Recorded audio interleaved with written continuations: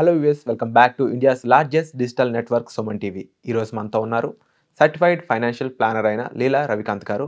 ముఖ్యంగా బడ్జెట్ 2024 సంబంధించి ఈ 2024లో బెస్ట్ 5 మ్యూచువల్ ఫండ్స్ ఏంటి అనేది సార్ యొక్క అనాలిసిస్ రీసెర్చ్ ద్వారా తెలుసుకుందాం. నమస్కారం సార్. సార్ మీరు ఒక టెలికాం ఇండస్ట్రీ కానీ లేకపోతే ఒక ఫైనాన్షియల్ బ్యాక్గ్రౌండ్ అలాగే హెల్త్ కేర్ సిస్టమ్ ఈ మూడిట్లో కూడా ఒక రెనౌండ్ పర్సన్గా మీరు ఉన్నారు. అయితే మీరు చూసే విధానం కానీ మీరు చేసే రీసెర్చ్ ద్వారా కానీ వచ్చే రిజల్ట్ అనేవి ఇంకొంచెం అథెంటికేట్గా యాక్చువల్ రియాలిటీకి దగ్గరగా ఉంటూ ఉంటాయి. ప్రీవియస్గా మీరు చెప్పిన డేటా ఏదైతే ఉందో అది చాలాసార్లు సక్సెస్ అవ్వడం కూడా జరిగింది. సో అదే బేసిస్లో ఈ 2024లో బెస్ట్ 5 మ్యూచువల్ ఫండ్స్ గురించి చెప్తారు. గజం కేవలం 23,000 రూపాయలతో 165 గజాల భూమి కేవలం 38 లక్షలు మాత్రమే. యాక్చువల్గా మనం మాట్లాడుకునేటప్పుడు బెస్ట్ 5 బెస్ట్ 6 ఇవేమవుతాయంటే ఒక సంవత్సరం బెస్ట్ ఉండేవి. అంటే ఇప్పుడు ఒక ఎస్ఐపి కడుతున్నా అంటే ఆడు 3 ఏళ్ళు 5 ఏళ్ళు 8 ఏళ్ళు ఒక 20 years డిసైడ్ చేసుకుంటాం. బెస్ట్ 5 అనేది ఇప్పుడు మీరు 2000 నుంచి 2023 వరకు ఈటీ ఎకనామిక్ టైమ్స్ ఇండియాలో బెస్ట్ మ్యూచువల్ ఫండ్ అవార్డు ఒకటి ఇస్తూ ఉంటారు. ఫస్ట్ ఇయర్ నుంచి ఇప్పుడు దాకా వచ్చిన ప్రతిసారి ఒక్కొక్క ఫండ్ మేనేజర్ వచ్చాడు కానీ కంటిన్యూస్గా ఒక్కడే రాలేదు. సో మన సెలెక్షన్ అనేది it depends upon the stock that is invested in that fund. At the same time మనకి ఏం కావాలి అనుకుంటున్నాం అంటే ఇప్పుడు జనరల్ ఎకనామిక్స్ తీసుకుని జనరల్ సెంటిమెంట్ తీసుకుని మనం ఎలా గ్రో అవుతున్నాము కూడా చూసుకుంటా మ్యూచువల్ ఫండ్ సెలెక్ట్ చేసుకోవాలి. అంటే ఇప్పుడు సపోజ్ చూడండి, ఇప్పుడు ఒక లార్జ్ క్యాప్ ఫండ్ ఉందనుకోండి, అది తీసుకున్నారనుకోండి, మన ఇండియన్ ఎకానమీ 7 to 10% గ్రోత్ అవుతే అది కూడా ఇంకొక 2% 3% గ్రో అవుతుంది. ఒక మిడ్ క్యాప్ అనుకోండి, అది లార్జ్ క్యాప్కి గ్రో అవడానికి ట్రై చేస్తుంది, ఎందుకంటే because that is a mid cap. So ఆటోమేటిక్గా మిడ్ క్యాప్ ఎక్కువ గ్రోత్ ఉంటుంది.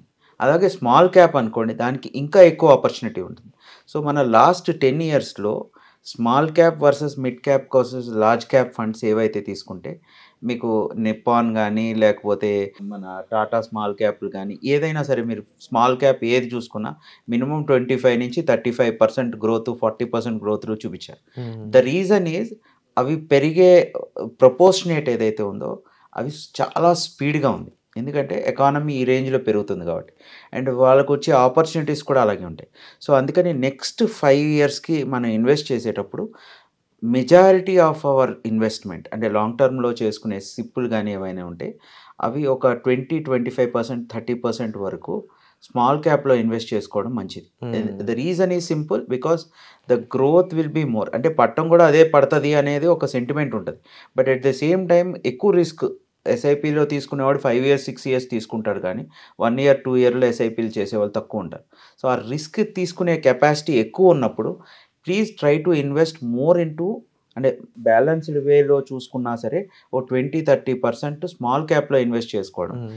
Especially Tata small cap fund, Nippon small cap fund, ఇట్లాంటి 2 స్మాల్ క్యాప్ ఫండ్, ఎందుకంటే దాంట్లో ఉన్న స్టాక్స్ మనం మెజర్ చేసుకుంటే కనుక బిఏఎస్ఎఫ్ కానీ లేకపోతే రేడికో క్యాథాన్ కానీ గుజరాత్ పిపావో కానీ ఇట్లాంటివి ఏవైతే స్టాక్స్ ఉన్నాయో టాటా స్మాల్ క్యాప్ ఫండ్లో, అండ్ నిపాన్లో అయితే కనుక tube investment, HDFC, Apar, BHEL, Voltas ఇట్లాంటి కంపెనీస్ ఏవైతే ఉన్నాయో దానికి గ్రోత్ ఫ్యాక్టర్ ఏదైతే ఉందో నార్మల్ కన్నా ఎక్కువ పర్సంటేజ్ ఉంది.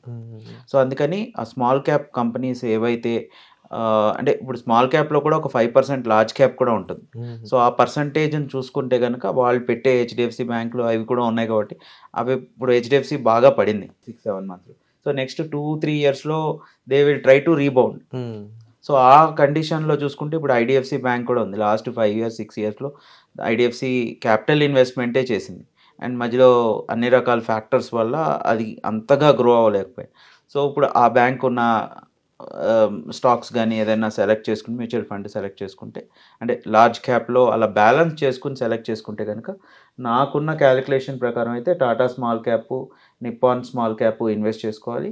అలాగే మిడ్ క్యాప్ నెక్స్ట్ లెవెల్లో మిడ్ క్యాప్ కాంట్ ఈ మధ్యన అందరూ చెప్తున్నారు కాబట్టి కాంట్ మిడ్ క్యాప్లో కూడా చాలా బ్యాలెన్స్డ్గా ఇన్వెస్ట్ చేస్తున్నారు, and it is also a good company.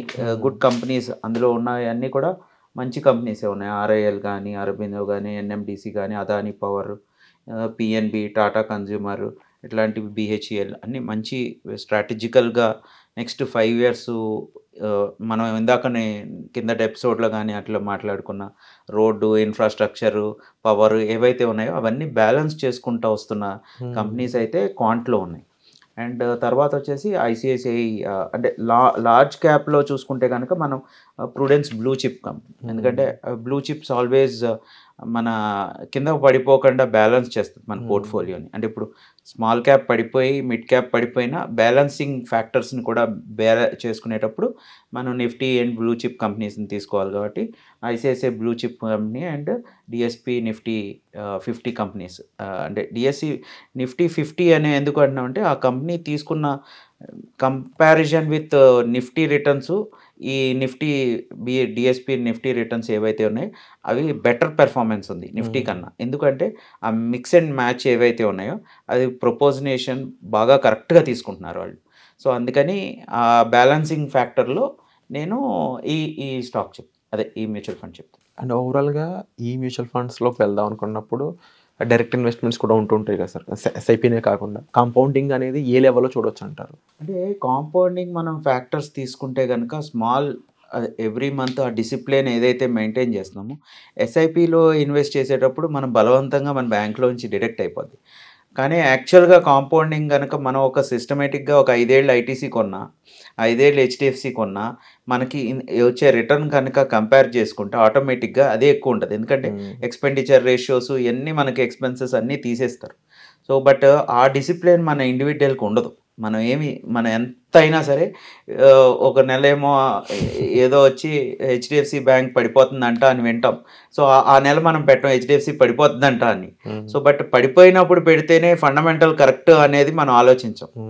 Discipline మన 6th సెన్స్ వేరేగా పనిచేస్తుంది, మన ఏదైతే సెంటిమెంట్ ఏదైతే ఉందో అది వేరేగా పనిచేస్తుంది. సో ఆ డిసిప్లిన్ మెయింటైన్ చేయాలంటే SIP రూపంలో వెళ్ళటమే కరెక్ట్, అంటే ఒక కామన్ మ్యాన్. అదే కొంచెం ఎక్స్ట్రాడినరీగా మార్కెట్లో ఇన్వెస్ట్ చేసే వాళ్ళు ఉంటారు, వాళ్ళు డెఫినెట్గా they need to look at good stocks to invest regularly. So ఆ డిసిప్లిన్ రావాలి అంటే ఒక 20-15 ఇయర్స్ క్యాపిటల్ మార్కెట్లో ఇన్వెస్ట్ చేస్తేనే వస్తుంది. ఇమీడియట్గా అయితే we have not seen such a good investor. అంటే ఒక 1000-10,000 మందిలో ఒక్కళ్ళో అరో ఏంటంటే ఫాదర్ నుంచో గ్రాండ్ ఫాదర్ నుంచో వచ్చిన గురువు గారు చెప్పిన ప్రాసెస్లో వెళ్తున్న వాళ్ళు సక్సెస్ అవుతారు.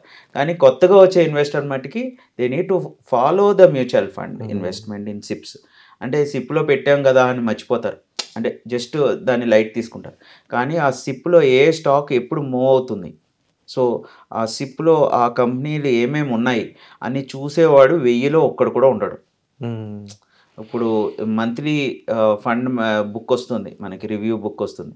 ఈ ఫండ్ ఇంత స్టాక్, ఈ స్టాక్ అమ్మారు, ఈ స్టాక్ కొన్నారు, అవన్నీ లాజిక్స్ అందులో క్లియర్గా వాళ్ళు ఫండ్ మేనేజర్ డిస్క్రిప్షన్ ఇస్తారు. కానీ ఆ బుక్ చదివే వాళ్ళు ఎంతమంది, ఆ మెయిల్ చదివే వాళ్ళు ఎంతమంది అనేది 0. సో అప్పుడే కరెక్ట్గా ఇన్వెస్టర్కి వాల్యూ వస్తుంది. సో 30 రోజుల పాటు ఒక మనిషి ఒక ₹1,00,000 శాలరీ కోసం ఒక ఎంప్లాయర్కి పనిచేసేటప్పుడు నాకు వచ్చే ₹1,00,000కి నేను ఎంతసేపు ఆ ₹1,00,000 మీద స్పెండ్ చేస్తున్నా అది 0 ఉంటుంది. నేను ఆడికి పని చేస్తున్నా, మ్యూచువల్ ఫండ్ వాడికి డబ్బులు ఇస్తున్నాను అని అనుకుంటారు. కానీ నీ డబ్బులు ₹1,00,000 2,00,000 ఎప్పుడు అవుతాయి అనేది ఆలోచించి ఇన్వెస్ట్ చేసేవాడు 0 ఉంటారు. Wonderful sir. And at the same time ఈ కన్క్లూజన్తో పాటు మీరు ప్రీవియస్గా చెప్పిన ఫండ్స్ విషయం చూసుకున్న ఓవరాల్ ఈ రీసెర్చ్ ఇన్ఫర్మేషన్కి సంబంధించి మాకు క్లారిటీ ఇచ్చినందుకు thank you so much sir. Thank you.